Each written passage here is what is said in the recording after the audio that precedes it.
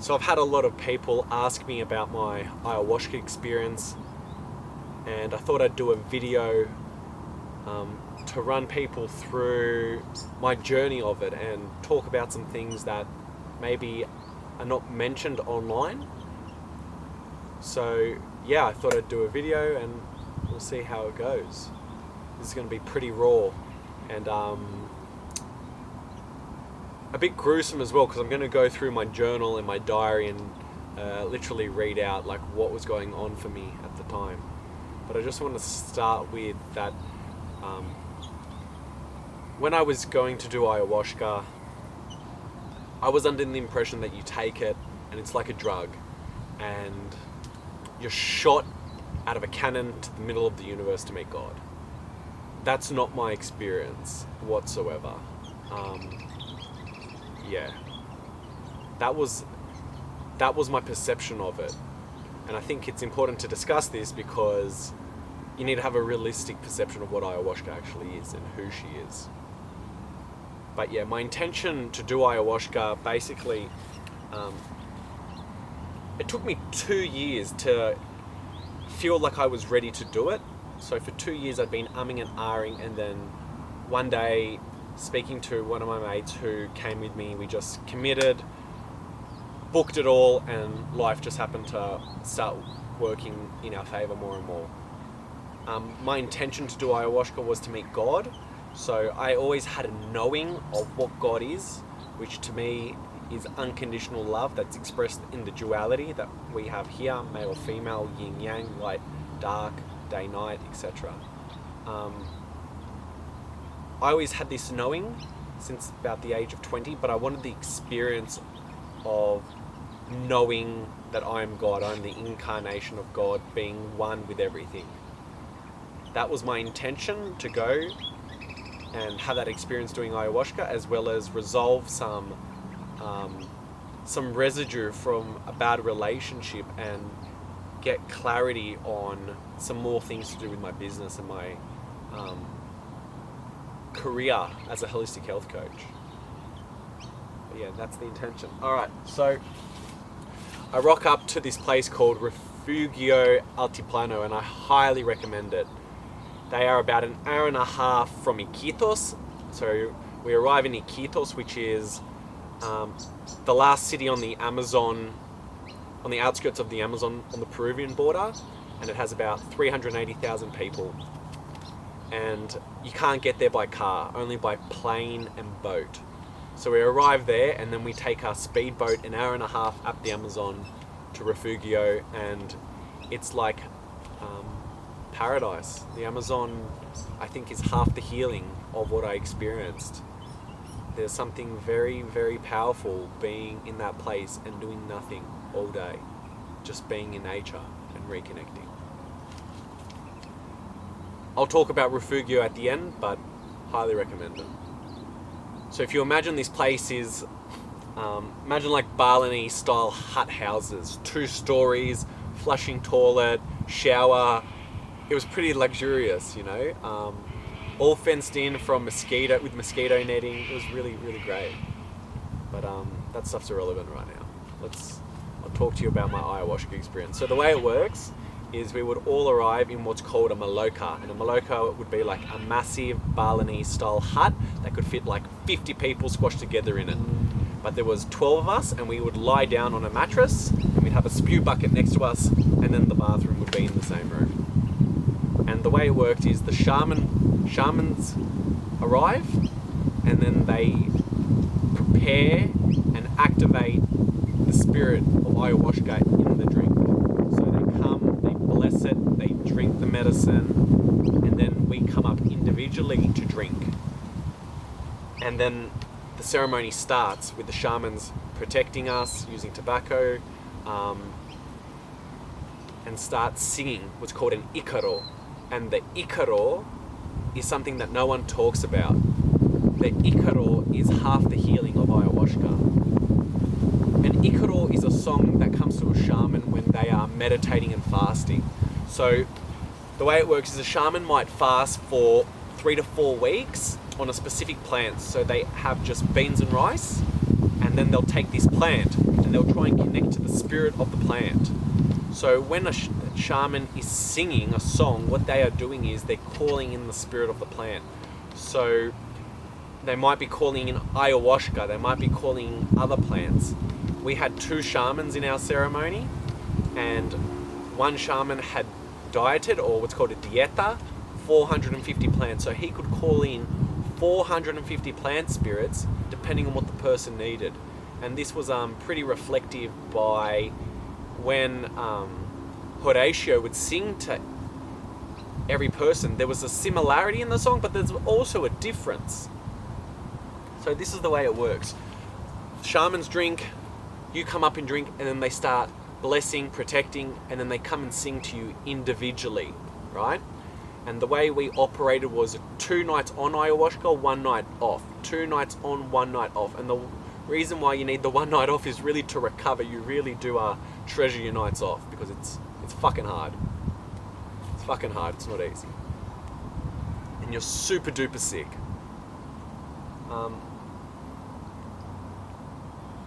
I live a pretty healthy lifestyle. Like, I've eaten organic for a long time. I work as a holistic coach. I meditate. I exercise.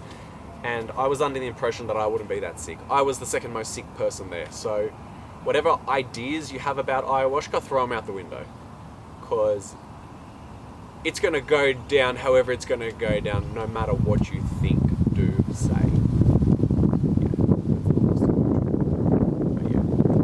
Okay. So, day 1 of my or the night after my ayahuasca experience, I'll tell you what happened.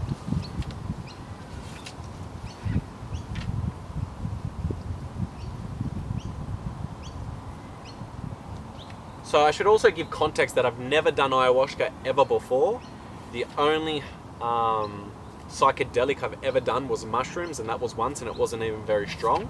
So I was pretty much going into it rookie, hardly any experience whatsoever. Total open book.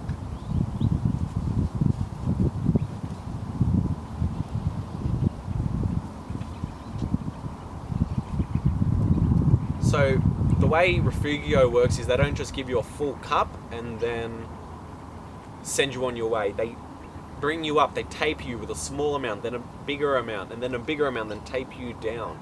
They have a specific protocol that they want to follow. They don't just want to bang, shock and awe people, which, you know, all of us there the first night, we didn't get it, but afterwards now, reflecting on it, I totally get it.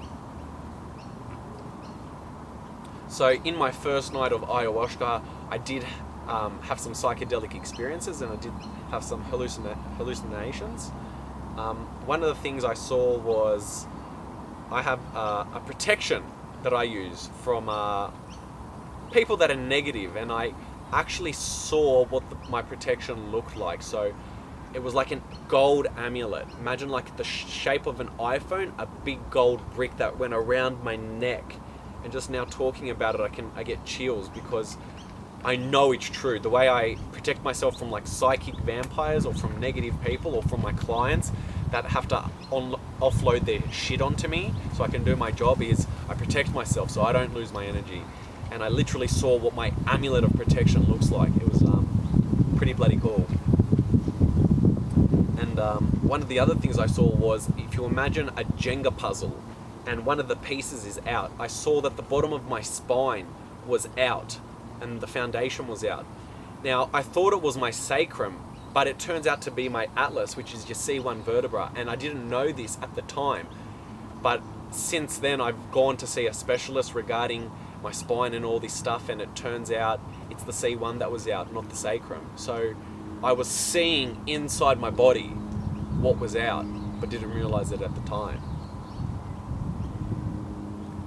When the shaman came over and sang to me, and they blow what's called Florida water onto you, I saw a huge flash of light inside my mind's eye when my eyes was closed. I saw the light coming off the Florida water, and it's pitch black in the Maloka. There is no light. It is pitch black. And I could feel like ayahuasca moving through me. So when I was had my eyes closed, it was like I saw her as a stained glass window, and the stained glassness was moving through my body, almost like scanning for where it needed to work, which was pretty cool. And it was moving towards the left side of my body, a lot to the left side of my body. And I wasn't sick this night, and my first night was the only night I wasn't sick out of 7 ceremonies over 12 days. Okay. So it was a pretty beautiful introduction. I definitely had the most visual experiences on the first night out of anyone, and funny enough, reading my journal, like I'm talking to myself like I'm not having many visual experiences, but I'm not having many visual experiences to what I perceived I would have. There's definitely a lot that happened. So night 2, I drank 3/4 of a cup of Aya, and this is where I was like hit with a baseball bat, and I was just like, wow, this was a psychedelic experience. Like I saw a snake, green snake, and then wrapped around was another snake. I felt an overwhelming feelings in my body from my gut where it would come up, and I wanted to be sick, but I couldn't be sick. I had uncontrollable laughter. Like the guy next to me that I went with, my mate, he was vomiting and all this stuff, and I was in pure bliss. I was just lying down there, like totally just awestruck by all the visuals that I was seeing. And he was being sick, and then I had uncontrollable laughter, and it was me purging through laughter something. And then I had judgment. So I was like, oh, I'm not sick, other people are sick. And the funny thing was, like, I had this judgment, and I was aware of this judgment, and then that night I was super duper sick. So probably the most sick out of any of the ceremonies that I was. I was vomiting, I was shitting at the same time. It was not pretty, and it was definitely the quickest way to bring me back to earth. So that was night 2 of ayahuasca, and then we had a night off. And in the night off, I had some really vivid dreams, and one of the dreams was of a woman, and I still don't know who the woman was or is, but I have an inkling that I'll find out sometime in the future. It was pretty evident in my eyes who I think she is. And then I dreamt about some other people as well. It was a pretty eventful evening on the dream front. Now, what happens is, after every ayahuasca ceremony, the next day we all would sit together in a group and discuss what we saw, what we experienced, and then the shamans would be there and then relay to us what they thought. Some of the things about ayahuasca is she works in archetypal messages, so it might not be literal. Like my spinal thing, I saw that a Jenga piece was out, right? I didn't see that the spine was out, I saw a Jenga piece was out. So it works in abstract concepts. One of the key things I remember on the second night, the third day, talking about the second night, was the shaman said, to heal we must have an active participation in the healing. It's not simply you take ayahuasca, the shamans sing their song, and it's all over. You need to have an intention, a will, a desire to heal.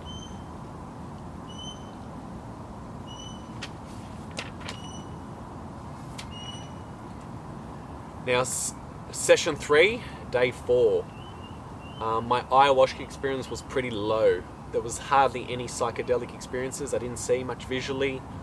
And I went from judgment to perfectionism. So I could let go of the judgment, but then I became a perfectionist in my thinking. Some of the other guys I remember were super duper sick, and very loud. And I remember I was so sick this night that there was nothing left in me, and it felt like I was vomiting stomach acid. It almost felt like I was vomiting from my balls. It was so deep inside of me coming out. It's a very unusual experience to describe, but that's what was going on for me. When I was lying in my bed after the ceremony, I cracked my neck in a certain way, and I could just feel like I freed up this vertebra that's out now that I know, but at the time I didn't know. And the medicine was still working late at night in me. Like, I didn't really sleep that much. But in the morning I had a feeling of like disappointment and doubt that all you do on this trip is just vomit and shit your guts out, and you just purge non-stop, and no one tells you what you're purging. It's just, you're sick, and it's like, it's a good thing you're being sick. And then this side of me was like, these people are full of shit. It's not me purging anything inside me, it's ayahuasca making me sick. So I went to like a negative place, or a realistic place. Like, it's healthy to have some skepticism. I definitely was experiencing skepticism. And I remember writing here, I wrote, ayahuasca is just a really good laxative. And I said, hopefully in future sessions, I would be done with the sickness.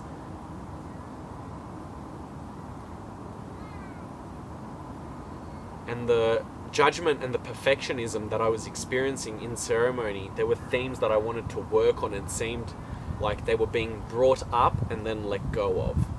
Or they were being brought up to my awareness. In session 4, day 5, I was super emotional in the morning. I felt loneliness like I haven't felt before.